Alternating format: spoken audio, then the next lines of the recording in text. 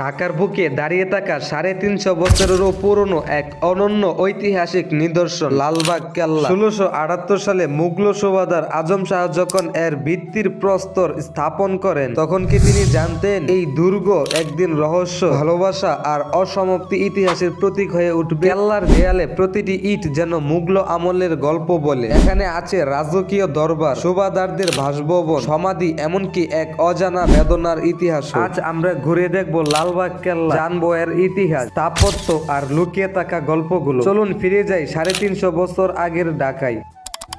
What's up guys, I am Kazi Rakib Hassan and welcome to my another vlog video. আজকের ব্লগটা হতে যাচ্ছে খুব ইন্টারেস্টিং, কারণ আজকে আমরা যাচ্ছি সেই ঐতিহাসিক লালবাগ কেল্লা। আমার সাথে আছে মাহিন এবং মাহিনের বন্ধু। আমরা যাচ্ছি আজকে তিনজন। রিকশা থেকে নেমে গেলাম লালবাগ কেল্লার গেটের সামনে টিকিট কাউন্টারে। মাহিন তারা টাকা দিয়ে আমাদের জন্য 3টা টিকিট কেটে নিয়েছে, আর এখানকার টিকিট মূল্য হচ্ছে 30 টাকা, আর যারা ফরেনিয়ার তাদের জন্য হচ্ছে 200 টাকা। আমরা এই টিকিট দারোয়ানের হাতে দিয়ে ঢুকে গেলাম লালবাগ কেল্লার ভিতরে। অলরেডি আমরা ঢুকে গেলাম লালবাগ কেল্লায়। কেল্লায় ঢুকতেই প্রথমে দেখবেন সবুজ গাছ আর ফুল বাগান। আসুন আমরা এখন শুনি ৩৫০ বছরেরও পুরনো সেই ঐতিহাসিক লালবাগ কেল্লার ইতিহাস, স্থাপত্য শৈলী, আগেরকার জীবনযাপন এবং বর্তমানের অবস্থা। সময়টা তখন ১৬৭৮ সাল। মুঘল সম্রাট আওরঙ্গজেব তার পুত্র শাহজাদা আজম শাহকে বাংলার সুবেদার হিসেবে নিয়োগ দেন। ঢাকাকে তখনই সামরিকভাবে শক্তিশালী করার পরিকল্পনা নেয় মুঘলরা। শাহজাদা আজম ঢাকায় আসার পর এক বিশাল দুর্গ নির্মাণের কাজ শুরু করেন, যার উদ্দেশ্য ছিল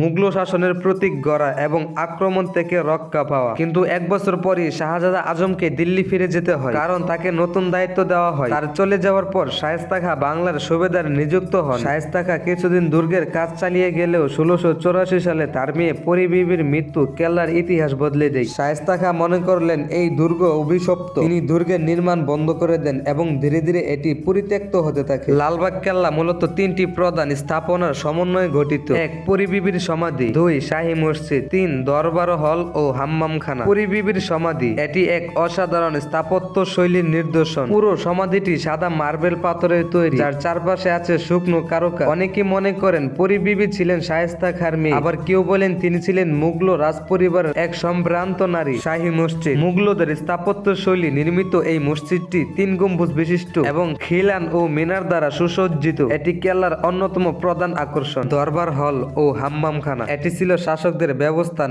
ও প্রশাসনিক কেন্দ্র। এখানে রাজসভা বসত, সেনারা কৌশল নির্ধারণ করত এবং বিভিন্ন গুরুত্বপূর্ণ আলোচনা হতো। দরবার হলের পাশে একটি হাম্মামখানা, গরম পানির স্নানঘর, যা মুঘলদের বিলাসী জীবনযাত্রার একটি গুরুত্বপূর্ণ অংশ। তৎকালীন জীবনযাত্রা রাজকীয় ও অভিজাত জীবন। শায়েস্তা খান ও তার পরিবার এখানে থাকতেন। রাজ পরিবারের জন্য আলাদা বসবাসের এলাকা ছিল, যার মধ্যে ছিল বাগান, শীতলায়ন ও সুসজ্জিত কক্ষ। নবাব ও উচ্চস্ত কর্মকর্তাদের জন্য বিশেষ ভবন ছিল। সৈন্যদের জীবন, কেল্লার বিভিন্ন অংশে সৈন্যরা অবস্থান করত। নিরাপত্তার দায়িত্ব ও যুদ্ধের প্রস্তুতি তাদের কাজের অংশ ছিল। অস্ত্রাগার ও খাদ্য সংরক্ষণের জন্য নির্দিষ্ট এলাকা ছিল। বাজার ও সাধারণ মানুষের যোগাযোগ, কেল্লার আশেপাশে বাজার বসত, যেখানে ব্যবসায়ীরা বিভিন্ন দ্রব্য বিক্রি করত। কেল্লার অভ্যন্তরে কিছু কর্মচারী, কারিগর ও দাসদাসীরা থাকত, যারা রান্না বান্না, পরিবেশ সেবা ও রক্ষণাবেক্ষণের কাজ করত। ধর্মীয় ও সাংস্কৃতিক কার্যক্রম, কেল্লার ভেতরে মসজিদ ছিল, যেখানে শাসক ও বাসিন্দারা নামাজ আদায় করতেন। উদ্যান ও জলাশয় ছিল, যা বিনোদন ও